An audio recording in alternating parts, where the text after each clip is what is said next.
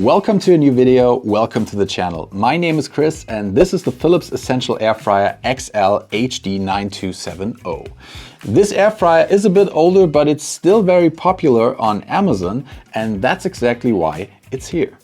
We wanted to find out whether this appliance is still worth buying today, so we put it to the test and you will find out everything you need to know in this video, so stay tuned. We'll start with a brief overview of the product.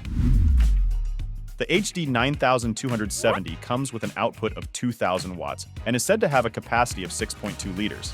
But we are a bit skeptical, as we were with the HD9280. It certainly looks much smaller and we had measured it at the time, so we would reduce it by 1 liter to be on the safe side.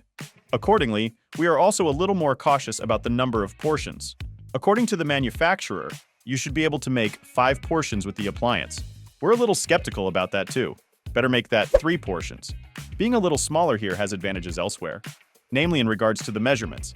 We measured 30 × 30 centimeters in height and width and 39 centimeters in depth. The smaller size also means that the appliance can be easily stored away as well. What's more, we also have transportation handles underneath. This makes it even easier to put the appliance away if you don't want to have it sitting in the kitchen all the time. We also have some non-slip feet underneath. That's not bad either, of course. On the other hand, we think that the cable length is rather unsatisfactory. It's a little short at around 80 centimeters. It could have been a little longer. And to round off our brief overview, we have some more accessories to talk about. The tray and cooking basket are included, and that about sums it up. Nothing else is included. At least you can find lots of recipes and step-by-step instructions for the dishes via the NutriU or HomeID app. That's pretty good. Unfortunately, a remote control app is not integrated. The identical counterpart, the HD9270, does have that in comparison. By the way, if you're interested in the product, take a look at the description below the video. You can find all the links there, including the HD9270 with the remote app control. Apart from that, let's get down to the essentials, namely our practical test. Let's talk about the operation next. And the first thing we notice is the old touch display that has been installed here. It is actually a little worse to use than newer devices, and also looks a little, let's say, old-fashioned.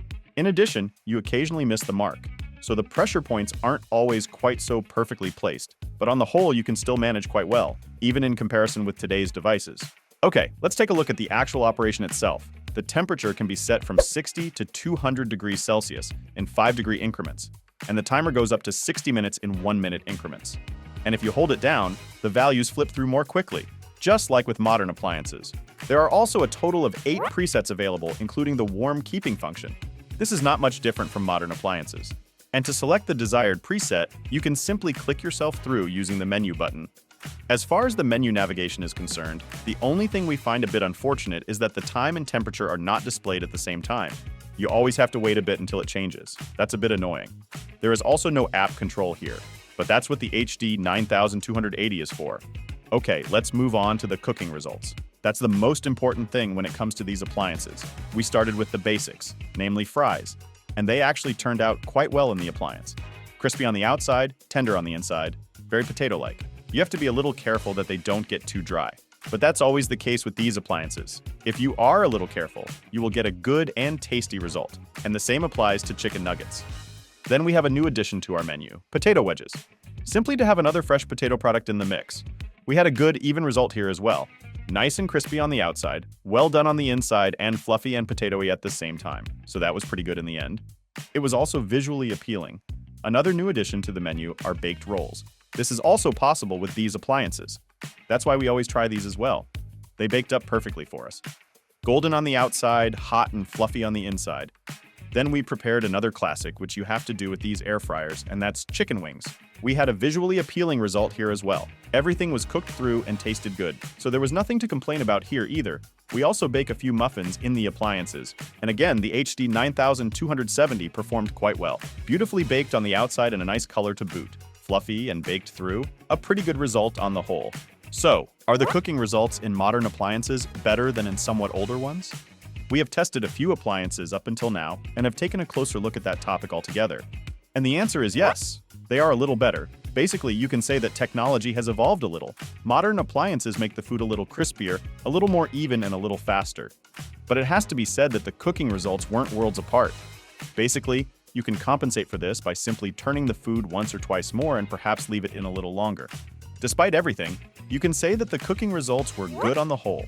Or to put it another way, you can still get along with the appliance quite well, even today. As far as the handling is concerned, it is pretty clear to us that this is a slightly older system. We still have the protective cap for the basket. You see fewer and fewer of these, but back then it was still very common, and even if you take a look at the rest, you can see a few points that can be a bit annoying. And one of these points is the tray with the basket in it. The fact is that when you lift the tray, the edge of the basket goes up at the back and over the edge of the tub. And that means that you can scratch the appliance when you put the tray in. That's not so nice, of course. But on the whole, you have to say that you get used to it. However, it's still an issue, even if it's only a small one. The next point is the tray itself. You shouldn't fill it up too much with liquids. 1 to 2 centimeters would be the limit. Apparently, the screws from the bottom row are not completely sealed shut. But to be honest though, they don't have to be. You wouldn't normally use an air fryer to prepare a stew or something similar anyway, but still, you should know that you need to be a little careful if you want to cook something that may release its juices. Another point we noticed compared to newer appliances is that the tray is relatively heavy, so if you take it out and want to shake your food, you'll need a bit of strength. You should take that into account, of course. But then, there are also a few points where we just have to praise the older HD9270. It did a really good job and can still keep up, even if you compare it to modern air fryers. The first point would be the volume. This appliance operates at around 50 to 55 decibels, just like the HD9280, making it a very quiet appliance, a very pleasant noise overall. However, as is usual for Philips, there sometimes are some rattling noises. But basically, you still have to say, very pleasant.